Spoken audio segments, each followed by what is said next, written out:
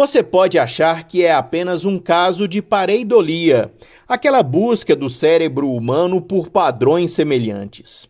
Mas em um novo e ousado estudo, um astrofísico e um neurocirurgião usaram análise quantitativa para comparar dois dos sistemas mais complexos da natureza: a rede neural do cérebro humano e a rede cósmica de galáxias no universo. O estudo mapeia as estranhas semelhanças estruturais entre o cérebro humano e o universo. Uma peculiaridade fascinante do cosmos é que formas e padrões podem ser encontrados em contextos extremamente diferentes. A espiral dourada, por exemplo, pode ser vista na cóclea humana e na forma de uma galáxia espiral. A geometria fractal nas veias e na ramificação do relâmpago. Na verdade, não é uma comparação tão peculiar. Você pode ter visto uma imagem que ocasionalmente é compartilhada, mostrando um neurônio humano à esquerda e um aglomerado de galáxias à direita. Os dois são surpreendentemente semelhantes.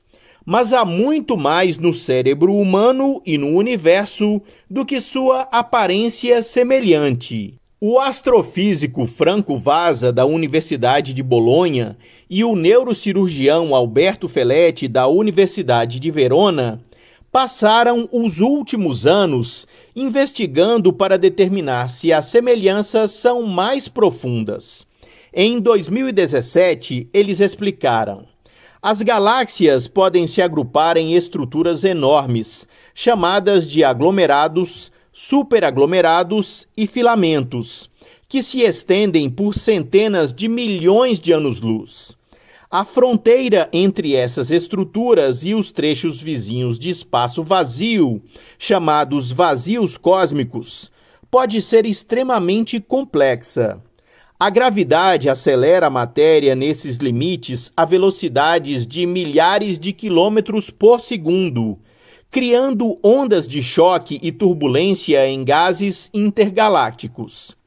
Previmos que o limite do filamento vazio é um dos volumes mais complexos do universo, medido pelo número de bits de informação necessários para descrevê-lo. Isso nos levou a pensar: é mais complexo do que o cérebro? As duas estruturas diferem em tamanho em 27 ordens de magnitude. Isso é 1 bilhão de bilhões de bilhões. Mas os resultados da equipe sugerem que, embora os processos físicos que conduzem à estrutura do universo e à estrutura do cérebro humano sejam extremamente diferentes, eles podem resultar em níveis semelhantes de complexidade e auto-organização, disseram os pesquisadores. O ponto de partida foi descobrir semelhanças entre os dois. O cerebelo humano tem cerca de 69 bilhões de neurônios. A teia cósmica observável contém mais de 100 bilhões de galáxias. Esse é um. Ambos os sistemas estão organizados em redes bem definidas, com nós, neurônios no cérebro, e galáxias no universo, conectados por meio de filamentos. Tanto os neurônios quanto as galáxias têm um raio de escala típico, que é apenas uma fração do comprimento dos filamentos. E o fluxo de informações e energia entre os nós é de apenas cerca de 25% do conteúdo de massa e energia de cada sistema. Além disso, existem semelhanças entre a composição do cérebro e a composição do universo. O cérebro contém cerca de 77% de água. O universo tem cerca de 72% de energia escura. Ambos são materiais aparentemente passivos, que permeiam seus respectivos sistemas e desempenham apenas um papel indireto em suas estruturas internas. Definidas essas semelhanças, a equipe empreendeu a comparação quantitativa dos dois, com base em imagens. Eles registraram fatias do cerebelo e do córtex humano em diferentes ampliações e as compararam com simulações da teia cósmica. O que eles procuravam eram semelhanças nas flutuações da densidade da matéria entre os cérebros e a teia cósmica. E eles descobriram que a distribuição relativa das flutuações nos dois sistemas era incrivelmente semelhante, embora em escalas muito diferentes. Calculamos a densidade espectral de ambos os sistemas. Esta é uma técnica frequentemente empregada em cosmologia para estudar a distribuição espacial das galáxias, disse Vaza.